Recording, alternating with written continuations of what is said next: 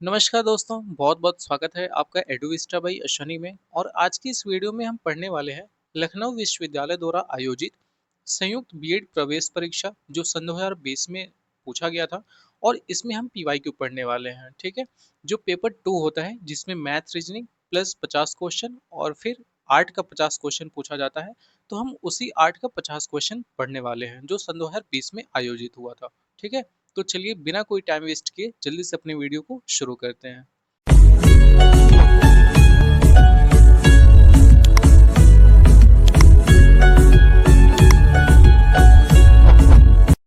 देखो, खंडवा में जो कला वर्ग है इसका सबसे पहला क्वेश्चन था कि सत्यमेव जयते कहाँ से लिया गया है। तो ये लिया गया है आपका मुंडक उपनिषद से।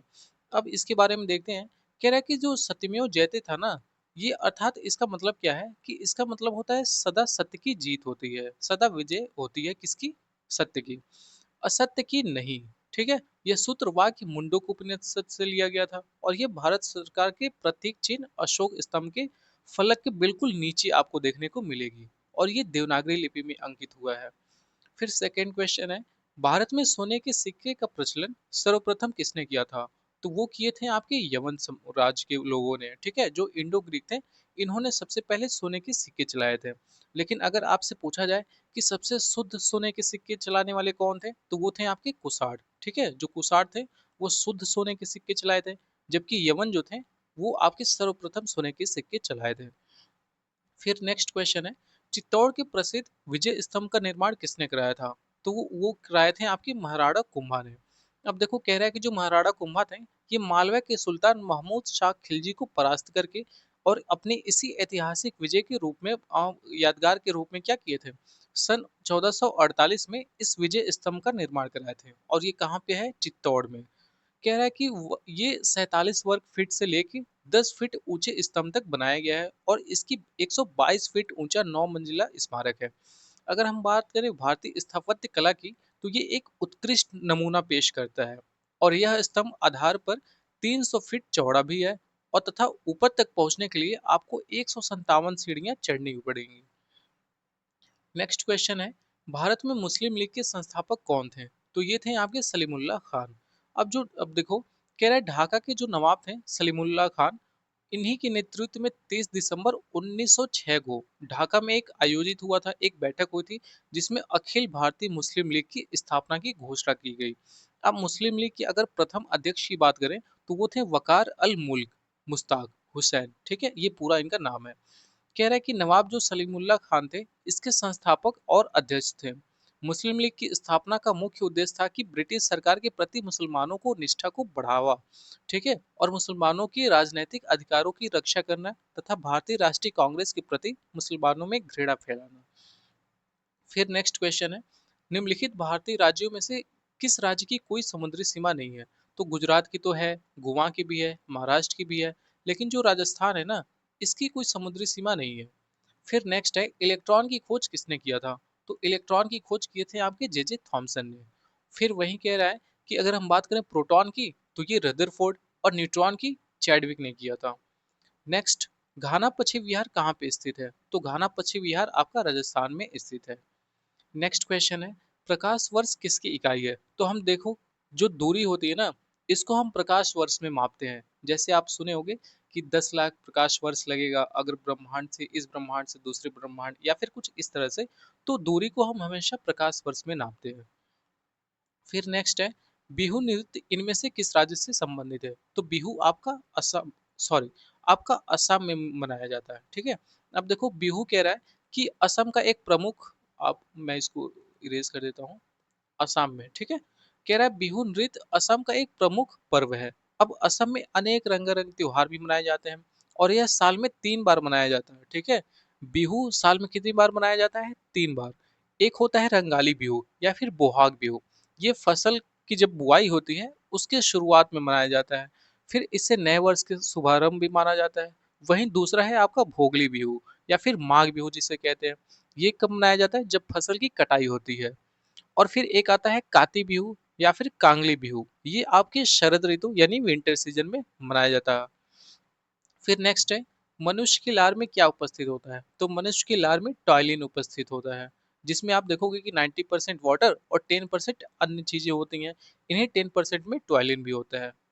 फिर नेक्स्ट है, पर्यावरण दिवस कब मनाया जाता है? तो पर्यावरण दिवस आपका मनाया जाता है 5 जून को।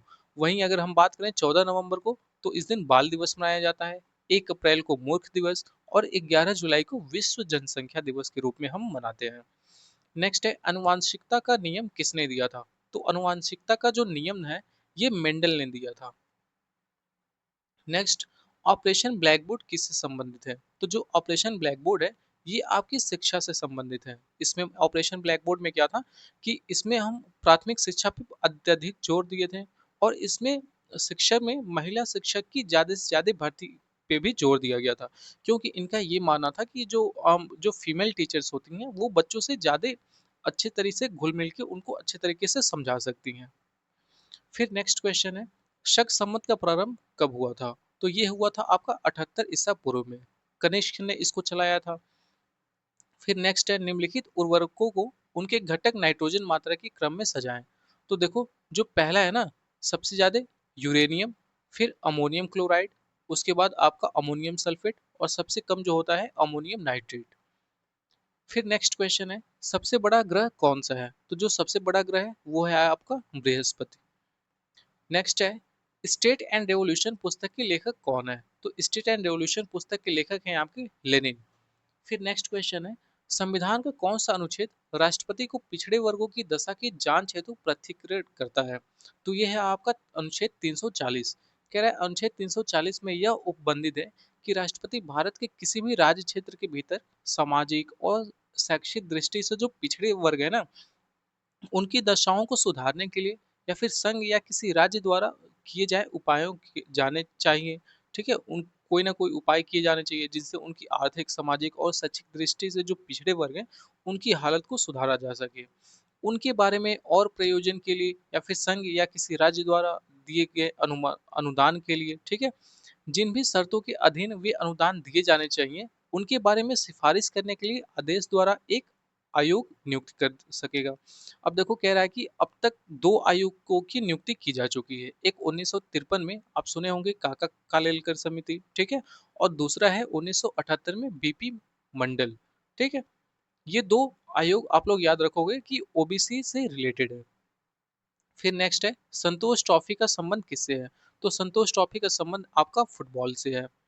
नेक्स्ट क्वेश्चन, बैंक मुद्रा, प्रतिरक्षा, डाक तार, वैदेशिक मामले और प्रतिरक्षा आदि विषय किस सूची में है?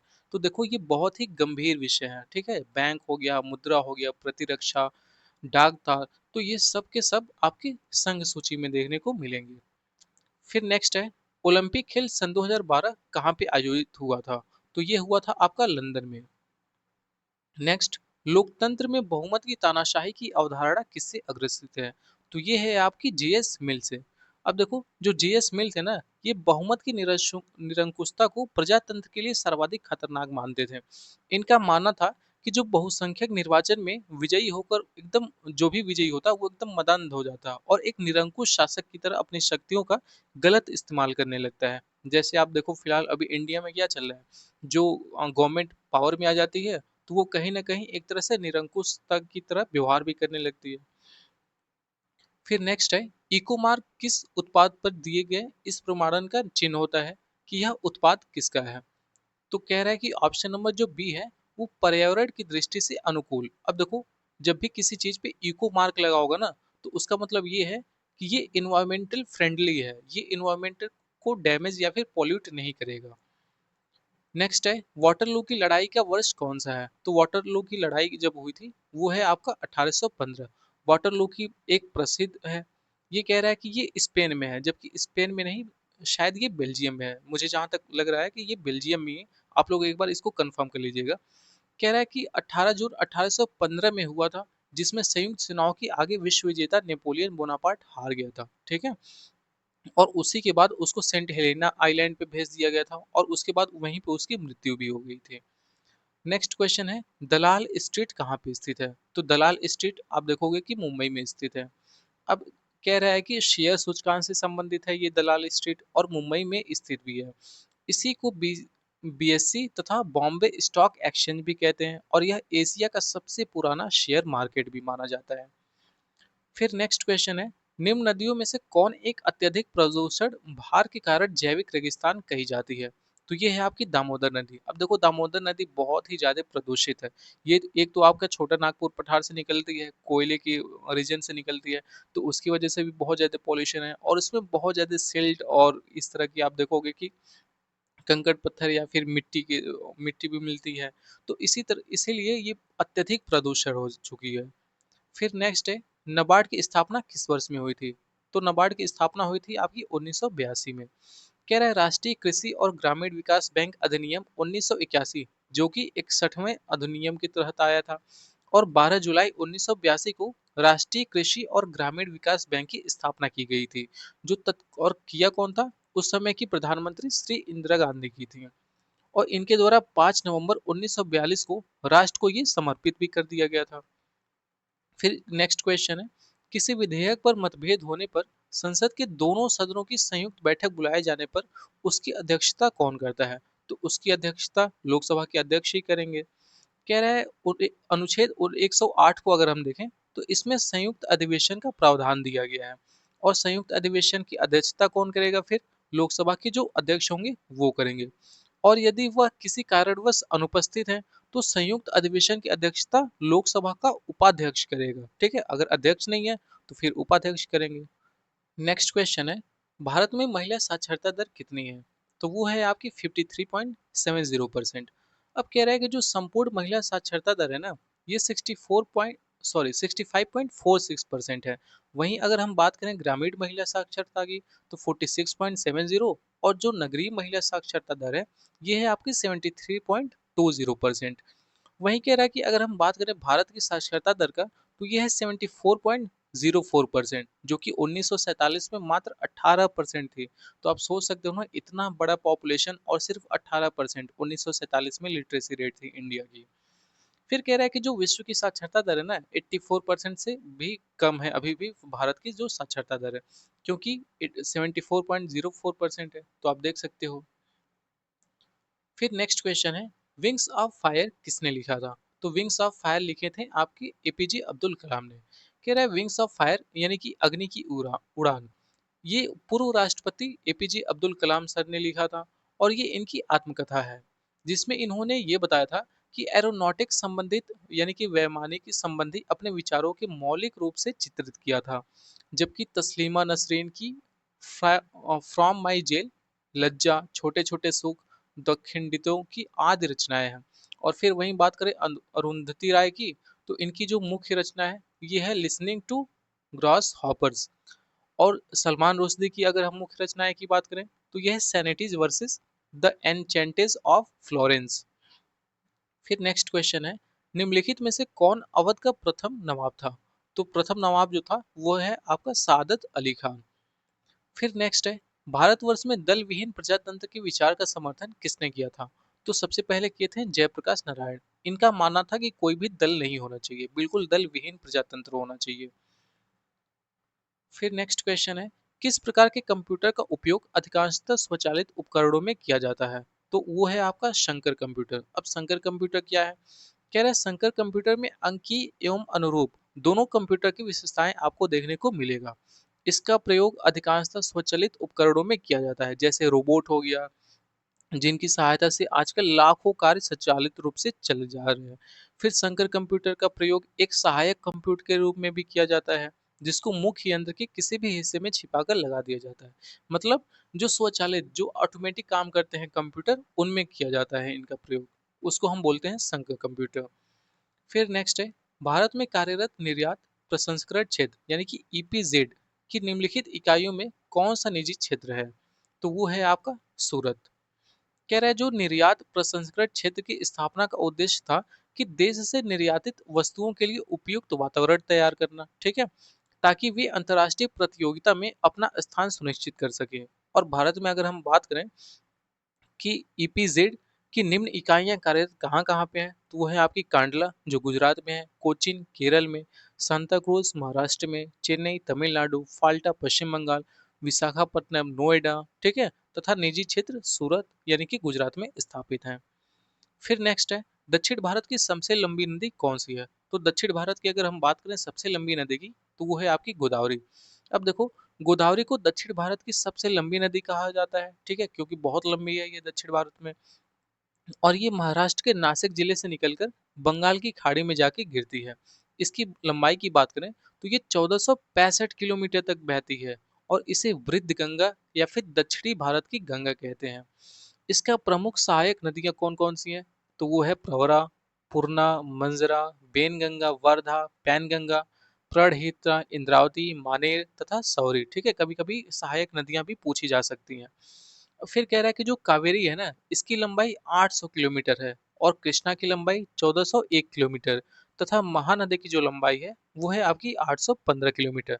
तो देखो, दक्षिण भारत में दो तीन नदियां बहुत प्रसिद्ध हैं, जिसमें सबसे पहले गोदावरी जो सबसे लंबी है, और इस गोदावरी को हम क्या कहते हैं? दक्षिण भारत की गंगा। मैं यहाँ पे हाईलाइट कर देता हूँ इसको। इसको हम दक्षिण भारत की गंगा या फिर वृद्ध गंगा कहते हैं। लेकिन वहीं अगर आपसे पूछा जाए कि दक्षिणी गंगा किसको कहते हैं, तो वो है आपकी कावेरी नदी। दक्षिण भारत की गंगा गोदावरी, और दक्षिणी गंगा कावेरी। इसके बाद देखो, सबसे लंबी है गोदावरी, उसके बाद आती है आपकी कृष्णा नदी, फिर आपकी महानदी, और उसके बाद आती है आपकी कावेरी नदी। फिर नेक्स्ट क्वेश्चन है, प्रशीतक के रूप में प्रयोग किए जाने वाला क्लोरोफ्लोरोकार्बन यानी कि सीएफसी की खोज सर्वप्रथम किसने किया था? तो ये किए थे आपके थॉमस मिडले ने। सीएफसी की खोज किसने किया था? थॉमस मिडले ने। फिर नेक्स्ट है, बुद्ध ने सर्वाधिक उपदेश कहाँ दिए थे? तो बुद्ध ने जो अपना सर्वाधिक उपदेश है वो श्रावस्ती में दिया था इन्होंने। देखो, जो सबसे पहला उपदेश था वो इन्होंने सारनाथ में दिया था, जिसको हम लोग धर्म चक्र परिवर्तन के भी नाम से जानते हैं। लेकिन सबसे ज्यादा कहाँ पे दिए थे? वो है श्रावस्ती। नेक्स्ट, महात्मा गांधी ने किस गोलमेज सम्मेलन में भाग लिया था? तो इन्होंने जो दूसरी वाला गोलमेज सम्मेलन था वहां पे इन्होंने भाग लिया था। और ये कब हुआ था? 7 सितंबर 1931 से लेके 1 दिसंबर 1931 तक हुआ था। इसमें कांग्रेस के एकमात्र प्रतिनिधि के रूप में सिर्फ गांधी जी ने इसमें हिस्सा लिया था। ये दक्षिणपंथी नेता विंस्टन चर्चिल ने ब्रिटिश सरकार की आलोचना करते हुए कहा था कि वह सरकार देशद्रोही या फिर फकीर, इसी में गांधी जी को क्या बोला था? देशद्रोही फकीर का बराबर दर्जा देने की बात कर रही थी। फिर नेक्स्ट क्वेश्चन है, हिमालय पर्वत का विस्तार कितने देशों में हुआ है? तो टोटल 4 देशों में हिमालय का वो विस्तार हुआ है। अब कौन कौन से हैं? पाकिस्तान है, भारत है, नेपाल है और चीन है। ये जो 4 देश हैं, इनमें आप देखोगे हिमालय पर्वत का विस्तार देखने को मिलता है। फिर नेक्स्ट क्वेश्चन है, हमारे राष्ट्रीय ध्वज में कितनी तिल्लियां हैं? तो सबको पता है राष्ट्रीय ध्वज में टोटल कितनी है? 24 तिल्लियां हैं। फिर नेक्स्ट क्वेश्चन देखते हैं, कह रहे हैं निम्नलिखित में से किसका मकबरा भारत में नहीं है? तो जो आपका बाबर है ना, इसका मकबरा भारत में नहीं है। इसका मकबरा देखो, इसके बारे में देखते हैं। कह रहे हैं बाबर की मृत्यु 26 दिसंबर 1930 को आगरा में हुई थी।